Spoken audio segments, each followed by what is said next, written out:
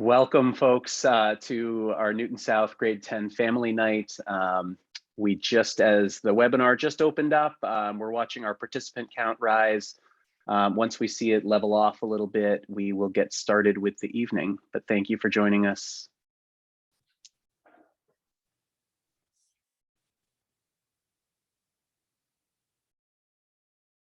And as always, just want to let folks know we are recording this. A link to the recording will be sent out to all families of 10th grade students in the coming days. And certainly if you have any friends that are not able to attend this evening's program and say, oh, you made it, what did they talk about? Please let them know that we'll be sharing the recording for everyone to be able to have access. So. Just looking and seeing that we're pretty steady right now with our participant count, so I think we'll get started.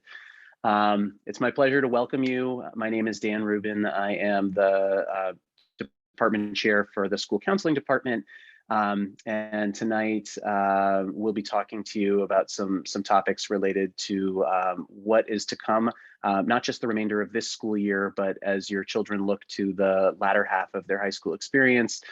Before we get any further into the agenda, though, it's my pleasure to introduce Ms. Strauss, our principal, and we'll go through who your panelists tonight are.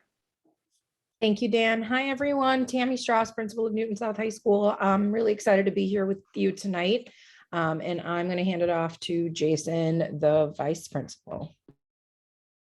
Hi, everybody. I almost said good morning. Jason Williams, vice principal here at Newton South High School. Very happy to be with you folks tonight and looking forward to giving you some great information. I hope it's super informative. And then I'll hand it off to Ms. Wetlaufer. Welcome, everyone. My name is Michelle Wetlaufer, and I'm the Newton South PTSO president. I want to just say first, thank you to all the parents who have paid their dues, donated for the plant drive, added money for the teacher luncheon, baked cookies for the holiday party, participated in the holiday pie drive. The teachers feel so incredibly appreciated with every single event that we host. They are just every time so excited, and I get all the thank yous and I feel terribly guilty taking them all. But I just want to spread them around. Thank you all so much. There is a Valentine's Day dessert coming up on Monday.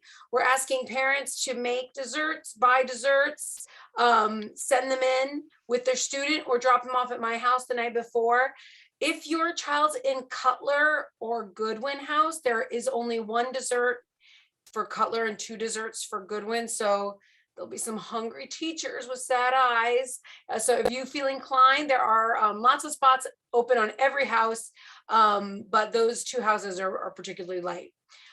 We have lots of great job opportunities for the next year, and for the end of this year. We have hospitality, holiday events, grounds and cleanup. We'll be doing a great kind of a spring planting coming up when the ground unfreezes, and then Southfest, which we'll be asking for non-senior parents to be participating in that, but there'll be more information later for that. If you were expecting a directory and you have not received a paper copy, you can either contact myself at info@newtonsouthptso.org, or you can contact directory@newtonsouthptso.org.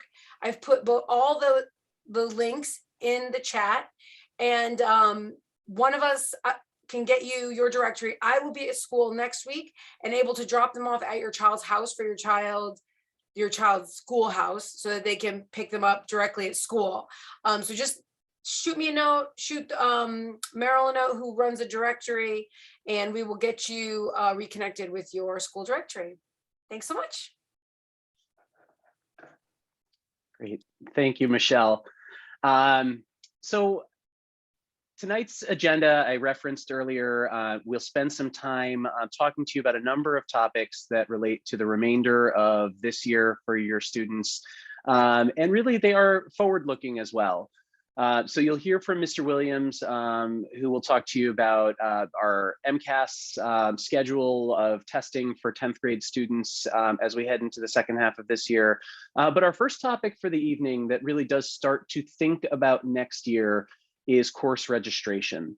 And thank you, Mr. Williams, for advancing that slide forward. And actually, if you can jump to the next slide, the course registration process will take place over the next couple of months. There are some important decisions that your students will collaborate on with their teachers. We hope that you'll have some thoughtful discussion at home. And ultimately, your students will work with their counselors. And I'll go through some of these steps in detail, but you'll note that on this visual in front of you, really there are kind of 4 phases to this process. So I'll speak broadly about just the sequential nature. We've got teachers who are thinking about, based on the work that they've seen from your students in class this year, the level of interest that your students express when teachers engage them in individual sort of mini conferences about what their aspirations and hopes look like. Teachers will develop a really good idea of what your students' intentions are for next year. I will tell you that more often than not, teachers and students tend to be in really close alignment in terms of their thinking about what is the appropriate course choice. But teachers will make their best recommendation based on their input and their conversations with your children. If there are any instances where the recommendation that a teacher makes is something that your child really is not quite feeling quite right about, we'd encourage you to first have a conversation with your child's teacher to understand the input that they're looking at, the data points that they're looking at when they're determining their level recommendation. And we find that almost always when that conversation takes place, it's very easy to sort of figure out what is the right resolution for most students. But after teachers make their recommendations, students have access to those recommendations in Aspen. That process will start in mid-March. Our anticipated date is March 14th. And students will be able to log into their Aspen portals. They'll view those course recommendations for their core classes or any elective courses that have a prerequisite.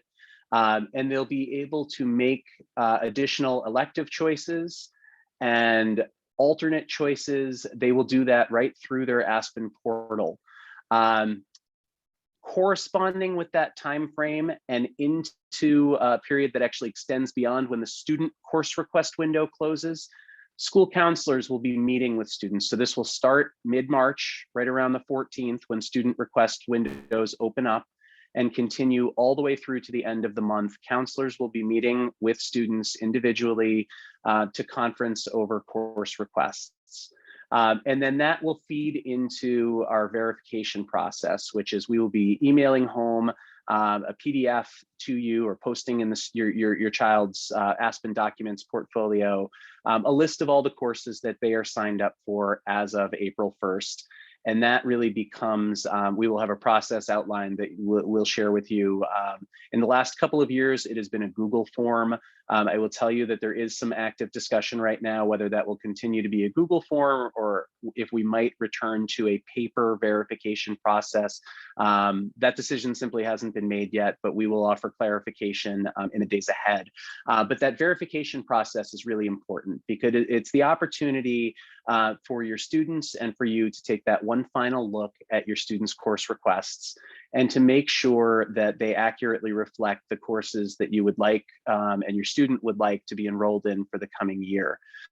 The reason that that's important, and this process is very time bound, is that shortly after we get through the verification process, we need to share all of those course enrollment numbers with our department chairs, and we sit down as an administrative team and we make some really important decisions about how resources will be directed.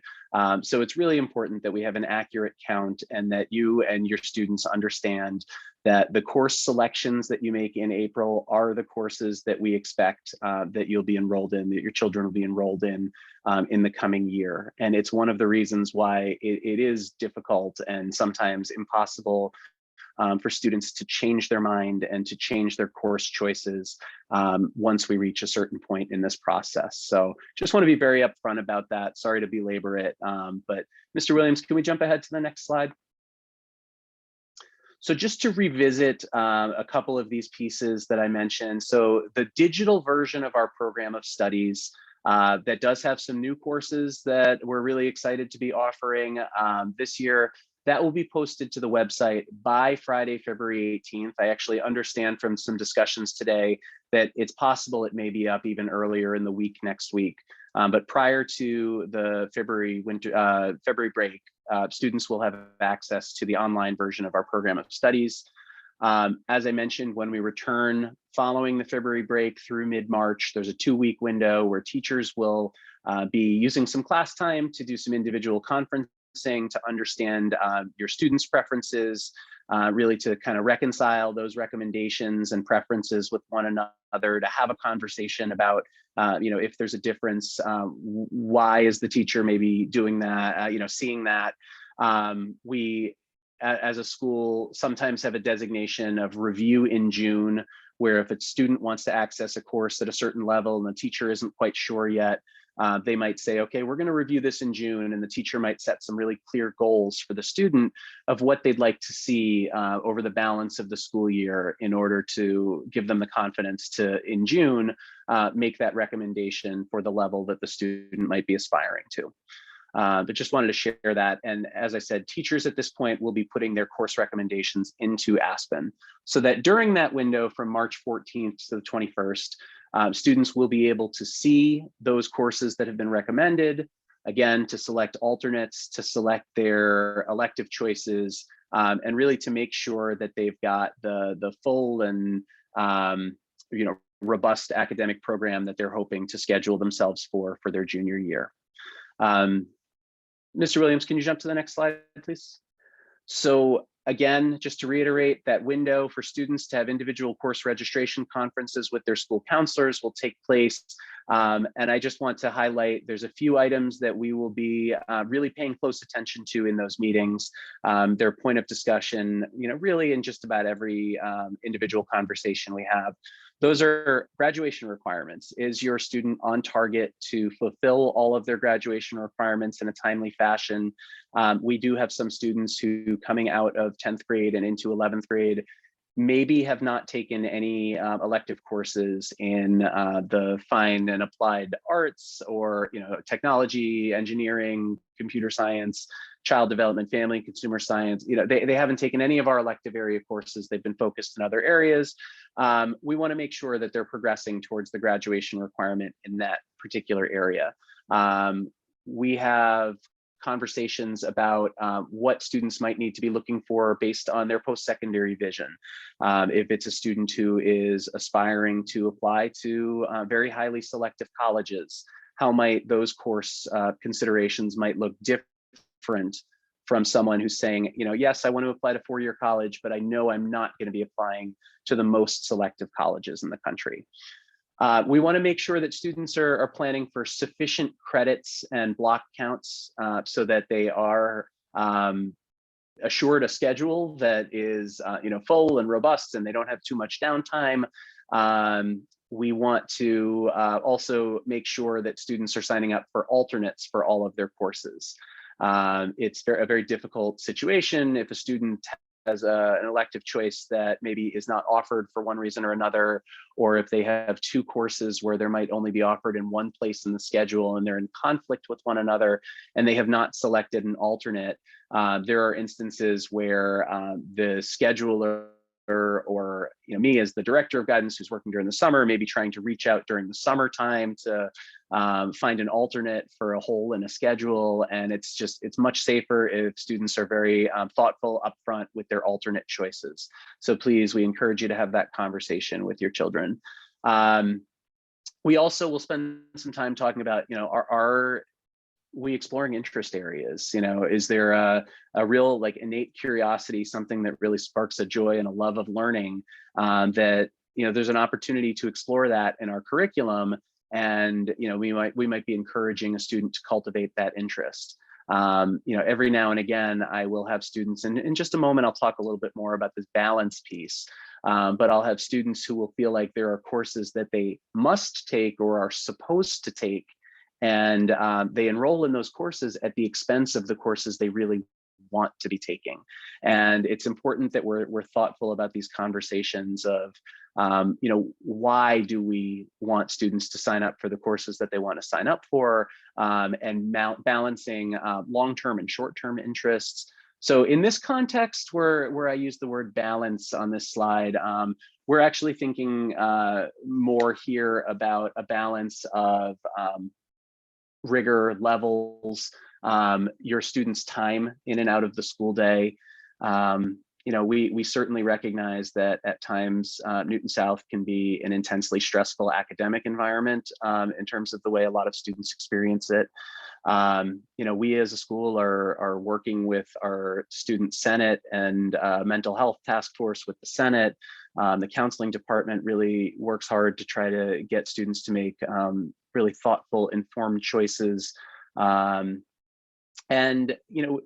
just going to be frank, we worry from time to time that some of the influences that drive students to invest in their long-term ambitions and goals, getting into the right highly selective college, sometimes drive students to make decisions about which courses they take based less on their interests and more on their aspirations. And there's no criticism of that sort of decision making. For many students, that is the right choice for them to make. We just want to be really direct and upfront that there are certain expectations that might come with that. And I'm going to just sort of get on a soapbox for a second about a particular pet peeve of mine.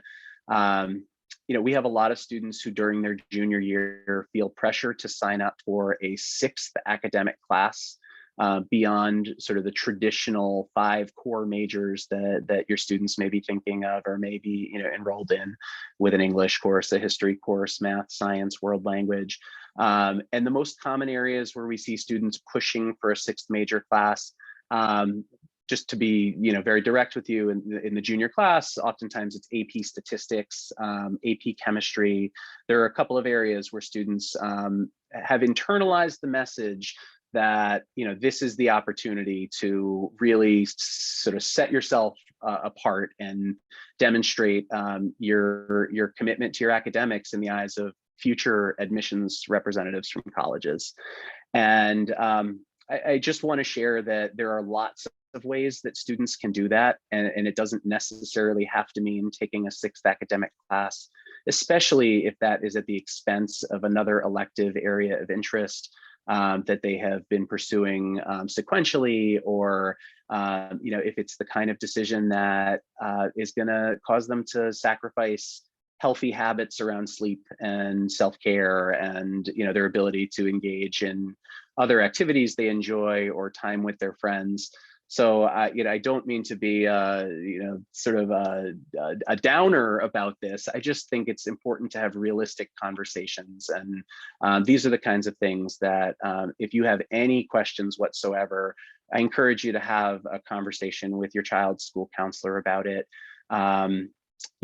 If you see your child working really hard, but like you have a tough time imagining them working any harder or committing any more time to their schoolwork than they already are, that might be a good cause to have that conversation, with your student, and really help them to kind of get at their reasoning behind the courses that they're looking to take.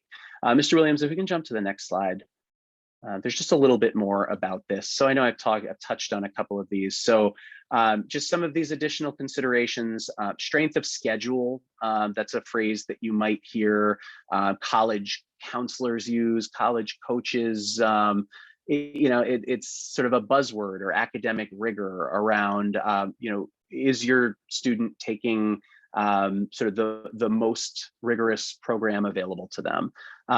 Those words are really dangerous words in my mind. Oftentimes there's a big disconnect between the deans of admission and enrollment management at schools and the admissions associates who are leading info sessions or tours or doing school visits.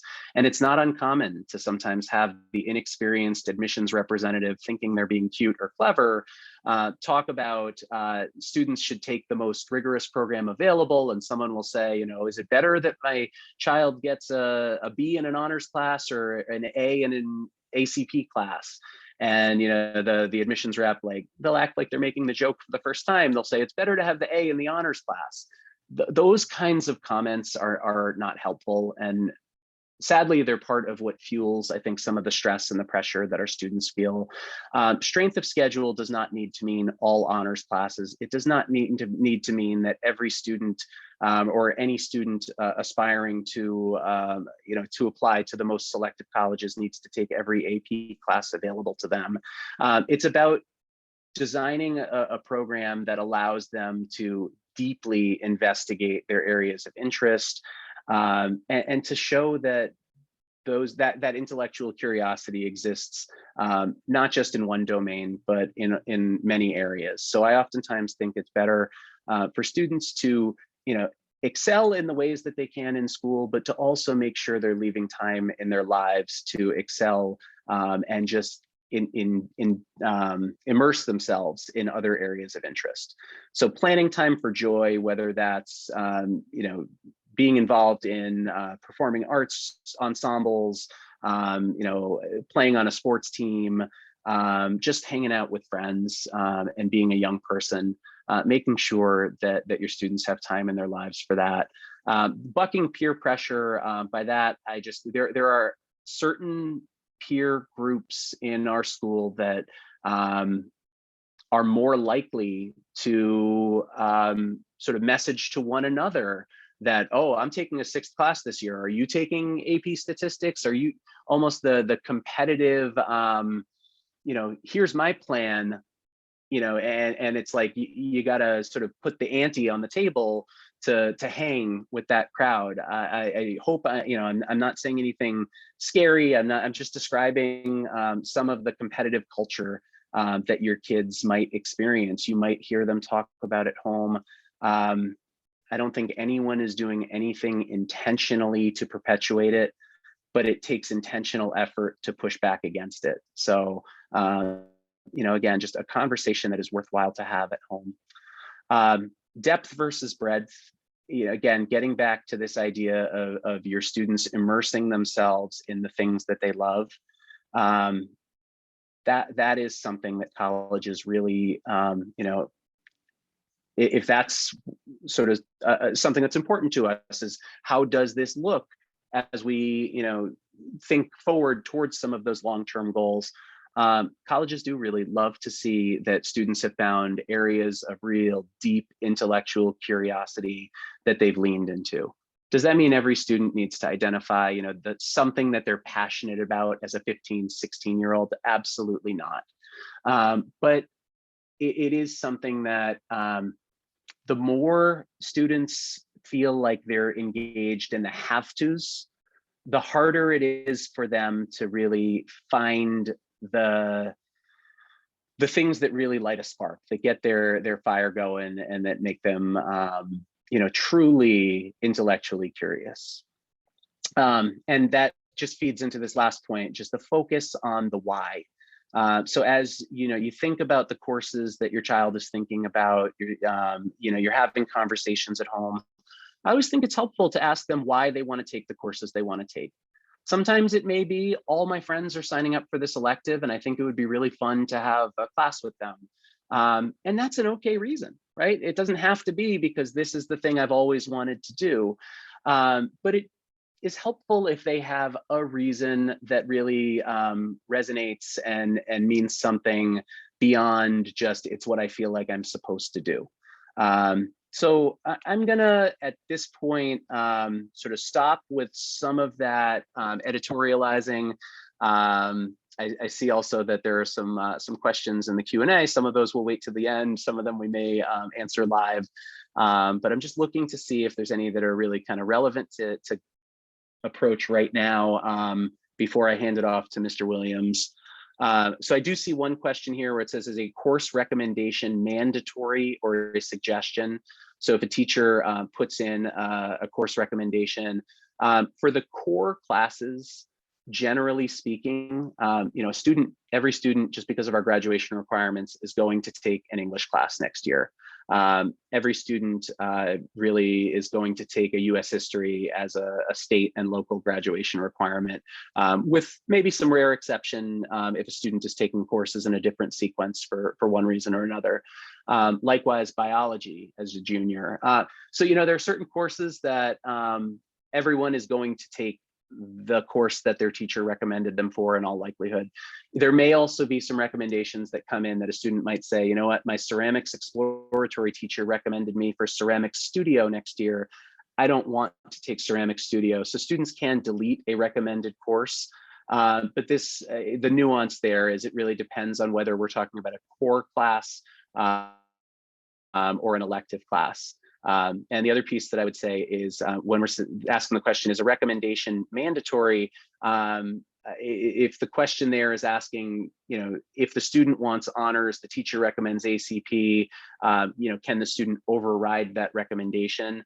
Our process for that is, again, to have that conversation with the teacher first and foremost. If that is not if it doesn't lead to a satisfactory resolution, the next conversation would be to, discuss with the department chair. And, that's our process for sort of figuring out, generally speaking, teacher recommendations are honored, especially in our multi-level classes. There is opportunity if a student demonstrates that they're working at a higher level, it makes some of those changes easier to finesse once the year is ongoing, certainly in multi-level classes. But the expectation is that students with their core classes and level recommendations are enrolling in the classes their teachers are recommending. The other question that I'm seeing on here, will we have similar conversations with the students? So yes, these conversations will take place with students, again, in the context of the individual conferences, and students will also, as course selection is rolled out to them, get an introduction in their advisory grouping and get a list of sort of all of the considerations we want them to be thinking about. The last one that I'm just going to address here that I'm seeing, actually there's a couple, is there anything different about choosing courses this year and the coming year? Nothing dramatically different in terms of process. What I described is really aligned with our process in previous years. And I'm seeing, is there a driver's ed course? If so, what's required to register and participate? The Newton Public Schools no longer offer driver's ed through the school department. There are a number of local private driving schools, and I would imagine talking to parents with maybe kids slightly older than yours, they might have more expertise on that than I do. But I am going to, at this point, didn't intend to get into so much of the Q&A right now. I'm going to turn it back to Mr. Williams to jump to our next portion of the presentation, talking about what to expect as the year goes on with MCAS. All right, thank you, Dan.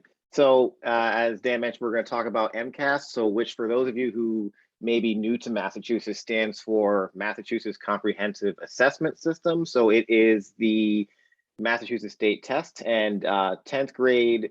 So for those of you who have had kids in the system, in the public school system throughout, you would have had them take MCAS in grades 3 through 8. And at high school, the pacing of it slows down a little bit, but these ones are significantly more high stakes in their value. And we're going to talk about a couple of them today. So the two big ones that the 10th graders will take are the MCAS ELA, the English MCAS, and then the MCAS Math. So I forgot to write session 1 and session 2 in the other two over on the math section, but same general idea.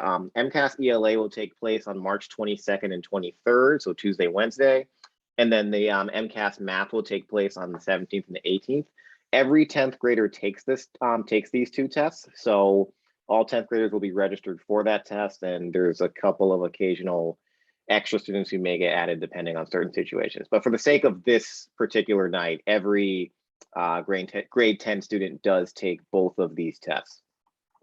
So as for the general details for these exams, so we have the students who are testing come into school first on those days, and then the other students, the grade 9, 11, and 12 students, or those who are not testing, will come in later. So in the morning, when the school day starts, only the test takers are in the building, and the only thing that we're doing at Newton South is administering MCAS. That way we have a environment that is certainly a better testing environment than if you were trying to do both at the same time.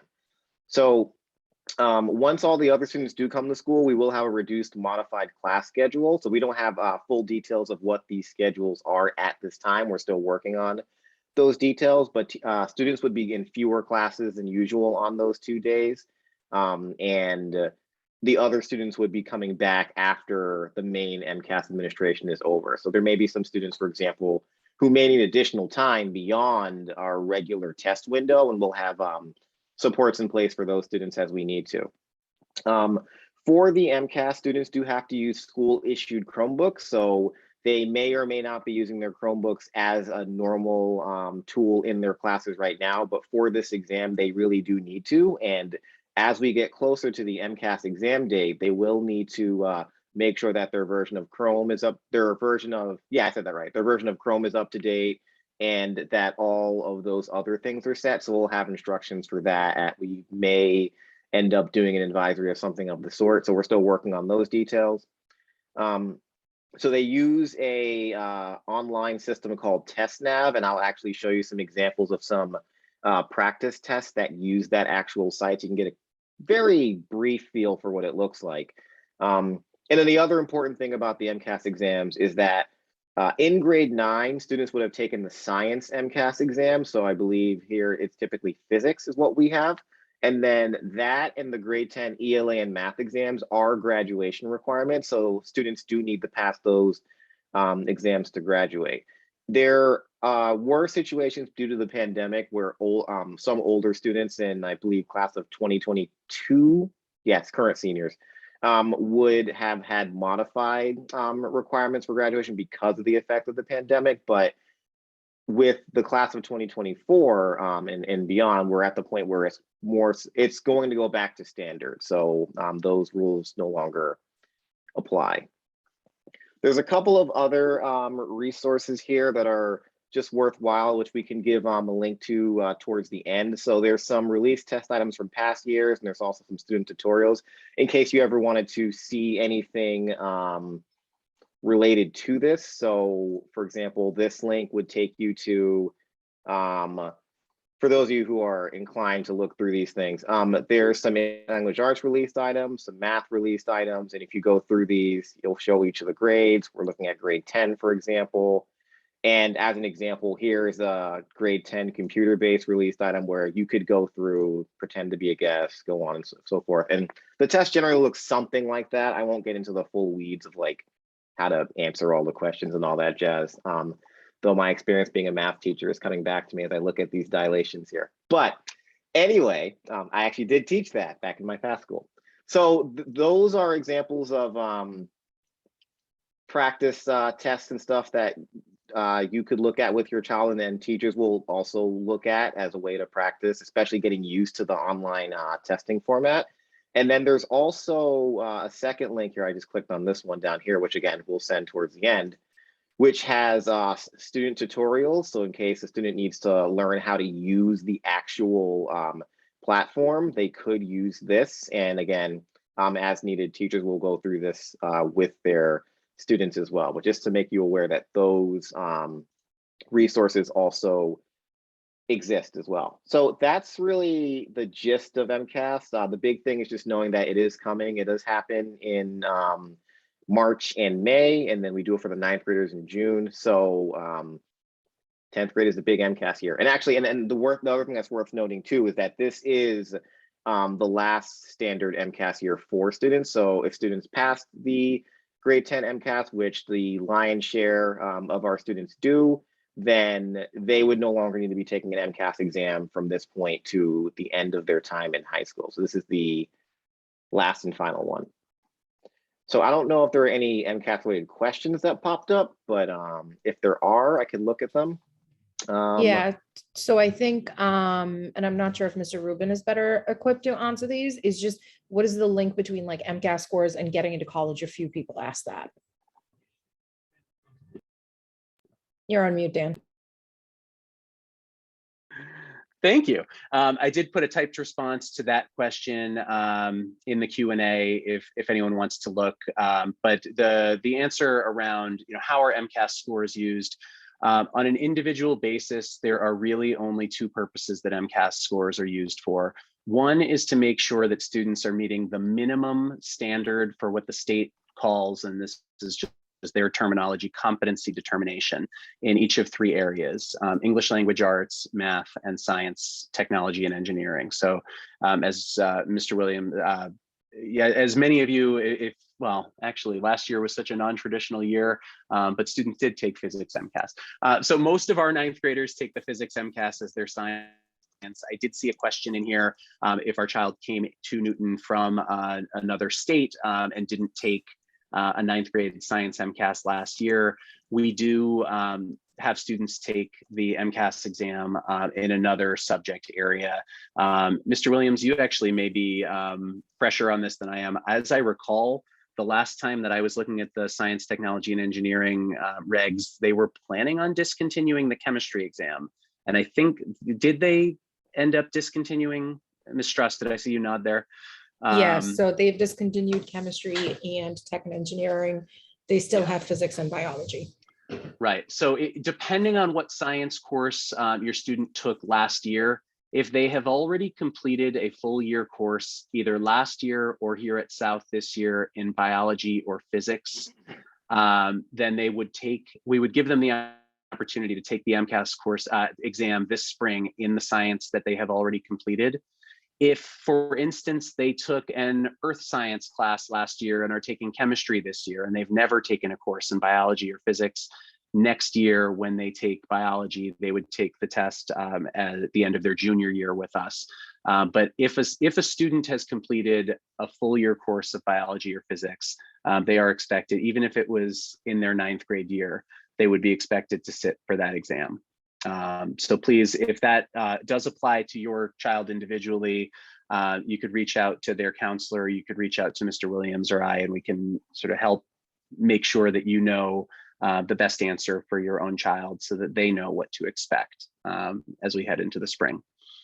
The other part of that question, though, about just sort of what purposes are these scores used for besides competency determination?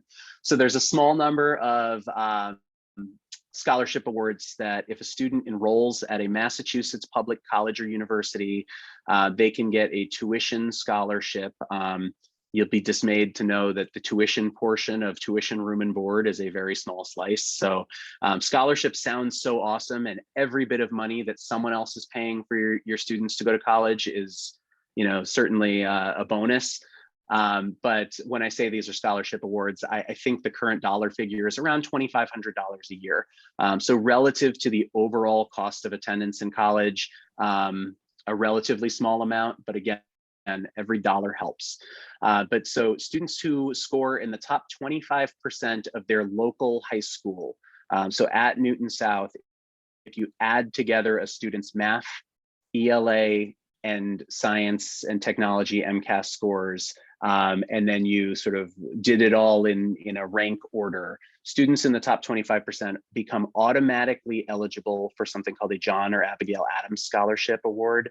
Again, they have to apply, be admitted, and enroll at a Massachusetts public college or university to claim that award.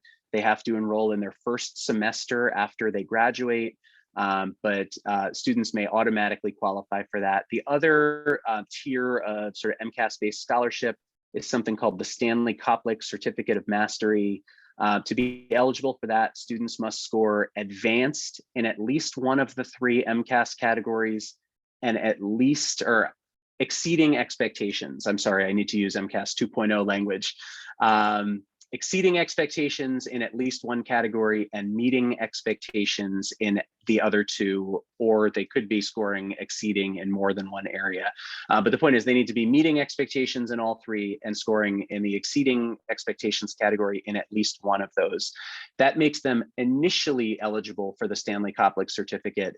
There is an additional requirement. They need to demonstrate that they have received recognition in a particular recognized area. It could be a language, National Honor Society, or the Seal of Biliteracy. It could be that they've scored a certain standard on one or more AP exams. There are different ways for them to meet those additional qualifications, but we can sort of get into more detail on that if folks have individual questions. Our Stanley Koplik coordinator for the high school is Kathy Sabat, our College and Career Center counselor. But any one of us would be happy to sort of talk that through with you if you have specific questions about those certificates. Otherwise, MCAS scores are never shared with anyone. They're never used for any other purposes. They don't go on transcripts. They're not sent to colleges. They are really there as they were originally designed to help provide feedback to us as an institution. Are we meeting our instructional goals when we look at the broad scale data? And they got sort of turned into these individual benchmark assessments, but please know that they're not used for that purpose. So no, please don't think of these as high stakes tests.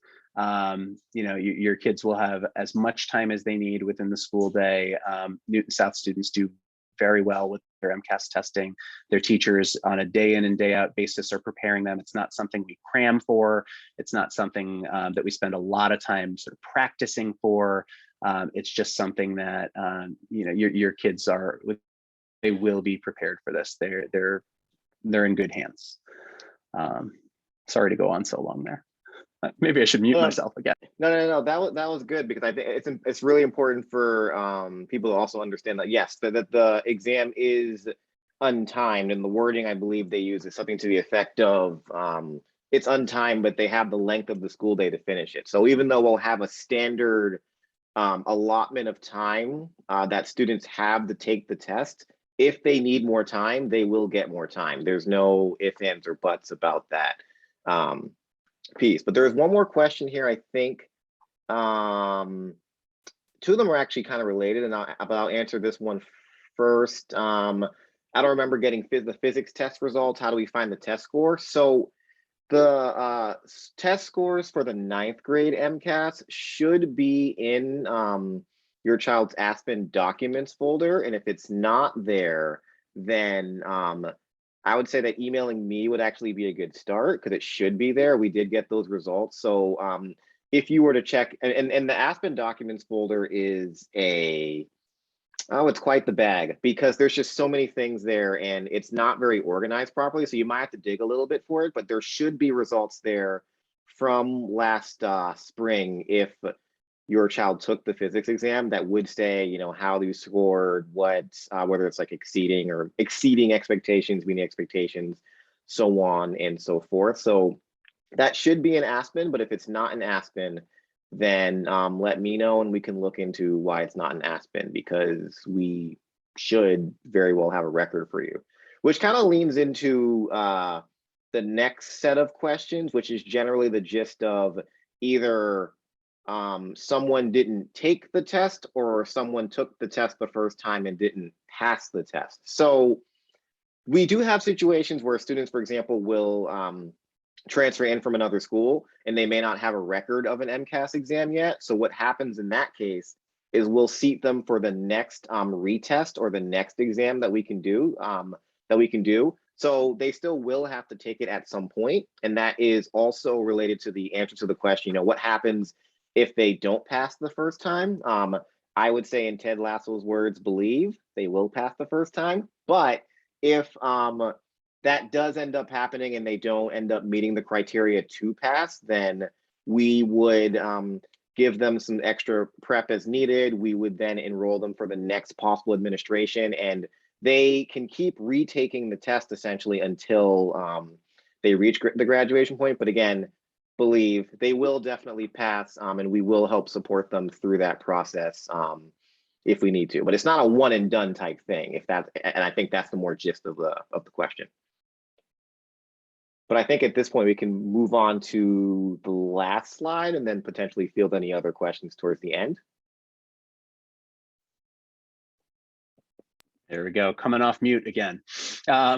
So tonight, as I said earlier, there's absolutely an inherently forward-thinking element. We're talking about choosing courses.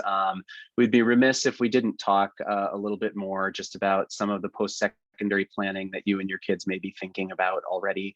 Well, we would always say it's a little bit early to be putting sort of concrete plans in action. Certainly just knowing what's ahead is important. And for many families, especially if this is your oldest child, or your first time as a family experiencing higher education planning or just post-secondary planning in the United States, it's really valuable to just know what's in front of you. To that end, I put a link here, and this presentation will be shared out with the video, a link here to our college planning guide.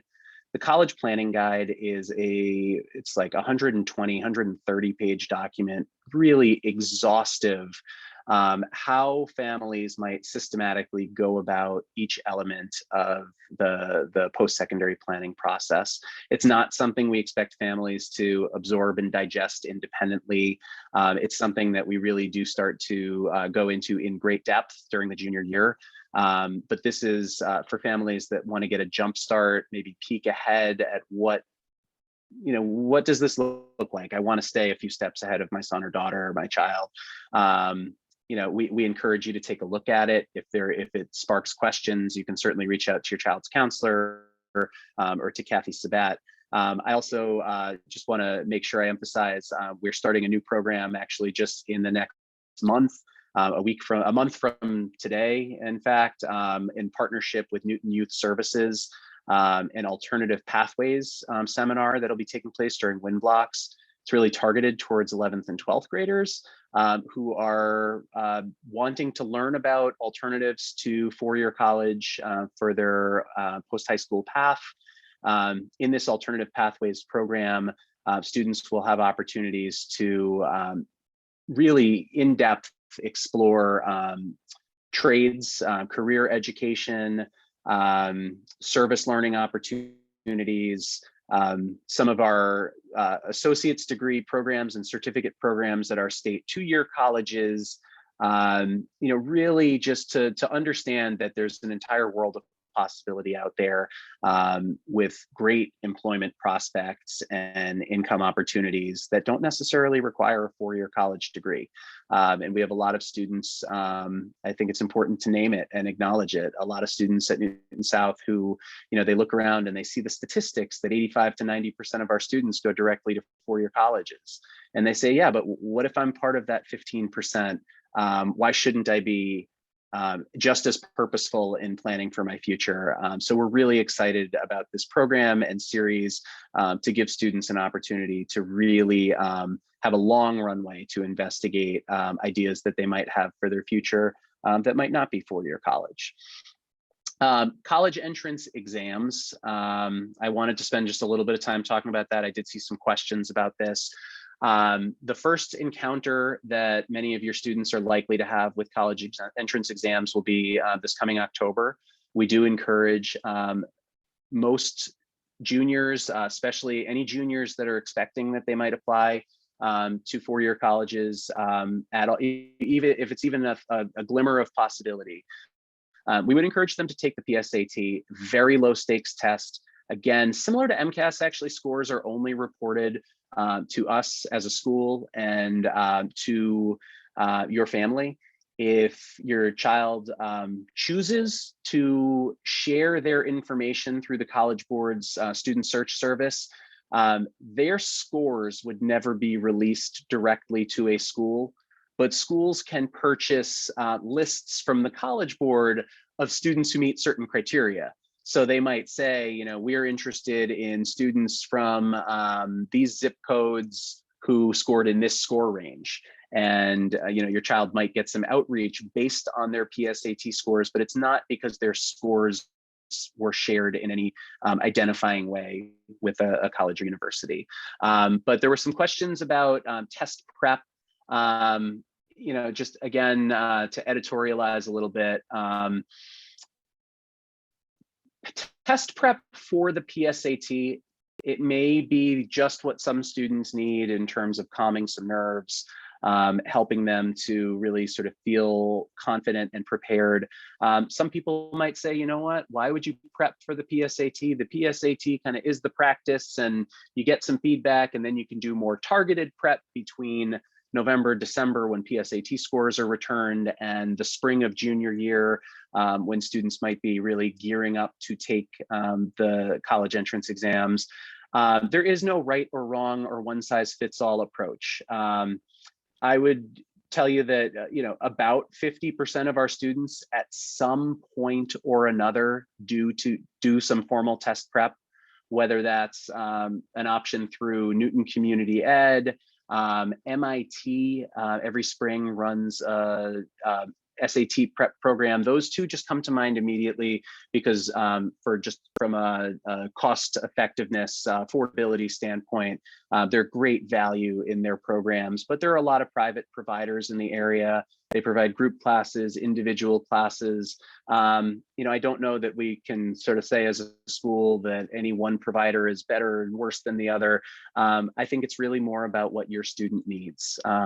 Is your student someone who is really self-motivated, self-directed, and they're eager to do some preparation? You might not need to pay for any kind of preparation. They might want to access the official SAT prep course through Khan Academy or the ACT practice materials on their website.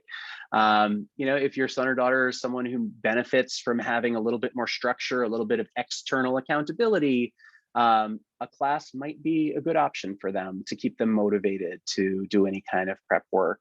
But again, it's hard to say. We have so many students with so many different just areas of priority and need that it's hard to give a one size fits all approach. Again, I feel like a broken record saying it, but I would encourage you to have a conversation with your child's school counselor if you're really kind of not sure. They might not have the answer, but they can help you think through what are the pros and cons of different options for your student, your family. A bullet point here about testing accommodations. So if you have a child who has an accommodation plan, an IEP, a 504, an ICAP, and they are regularly using testing accommodations in school, whether that is something as sort of simple as extended time or as complicated as having a reader script or a scribe or some of our more sort of complex test accommodations, please have a conversation. If it's an IEP, if your child is on an IEP, you should initiate that conversation with their special education liaison. If your child is on a 504 plan or an ICAP, you can reach out to their school guidance counselor, and we can help you navigate the test accommodations applications. The last piece here, oftentimes during sophomore year, we would be talking with families about SAT subject tests. It was not uncommon to have some of our students at the end of 10th grade, if they imagine down the road applying to really highly selective colleges, thinking about a subject test in chemistry or in world history. The SAT subject tests were discontinued by the College Board for this school year. So even if you had an older child who came through and that was part of their process, just please know that that's no longer an opportunity that's even offered by the College Board. The one other note that I would just give about the College Board, you may have seen in mainstream media that a new SAT was announced. That actually will not impact the class of 2024. It is the class of 2025, if I'm not mistaken, will be the first class to be dealing with the digital SAT and PSAT. So those will be phased in. But if you have a 10th grader and younger children, 10th grader doesn't need to worry about it. It'll be in place for your younger children. But just wanted to make sure that you were aware that if anything that you see about the new SAT, the electronic SAT, not going to apply for this current sophomore class. And I'm just taking a peek. I think I might have seen one more question in the Q&A that was relative to standardized. Actually, there's a few more that have come in. So let me just try to address some of these testing questions that I'm seeing popping up. This one is not related to SAT, ACT, PSAT, but I do see a question here that says, when is the best time to take AP exams? And it's saying sort of junior year or senior year. I would actually reframe that and say the best time to take an AP exam is at the conclusion of the course that is correlated with that exam. We have some opportunities for 11th graders to enroll in AP courses. Most of our AP courses are available to 12th graders, but I'm just gonna sort of mark that. Looking down a little bit further, I am seeing, will the counselor help students enroll in the for the PSAT? So PSAT enrollment will send home a notification in August and through September of next school year. The PSAT is given in October. It's one sort of test period that is used across the entire country. It's always in the fall of the 11th grade in October. And we will share information about signing up, but sign up when the time comes will be done through My School Box. I am seeing another question. Should we be concerned about taking ACT instead of SAT? That's a tough one to answer. Over the course of my career, the SAT and the ACT have been converging. There used to be some really clear distinguishing characteristics between the two of them. At this point in time, the single biggest distinguishing characteristic is that the ACT very explicitly has a science reasoning section. So for those students who are strong in their ability to understand data and graphs and charts and general scientific knowledge and principles, they might really excel in that area of the ACT where they just wouldn't have that opportunity on the SAT. Otherwise, there are some substantial similarities between the tests, and the data that's out there shows that for students who take both exams, it's kind of about a third of them will score better on the ACT, about a third better on the SAT, and about a third will score roughly equivalent scores. There really is no clear right or wrong. I'm seeing, are most colleges requiring SAT or ACT, or are most schools moving to test blind applications? So if we're speaking in sort of generalities, most colleges that we are sending applications to are keeping intact test optional policies for at least one more year. A lot of places have announced that they're keeping their test optional policies for 3 more years. I can't speak with paint with a blanket statement, or I don't paint with a blanket, I paint with a broad stroke. But I can't generalize too much here. But the short answer is most of the schools we see students applying to are test optional. Doesn't necessarily mean test blind. It is very important to look at each school's individual policy. Test blind would actually mean that the school has said, we don't want to see test scores no matter what. If we're not giving you the option of sharing them with us. Whereas test optional would say, hey, you can choose to send them, and if you send them, we'll include them as part of your holistic review, but you don't have to send them. And again, we can kind of talk that through on an individual level, student by student. I see a question here. Actually, Mr. Williams is typing a response, but just quickly, the difference between SAT subject test, standard SAT.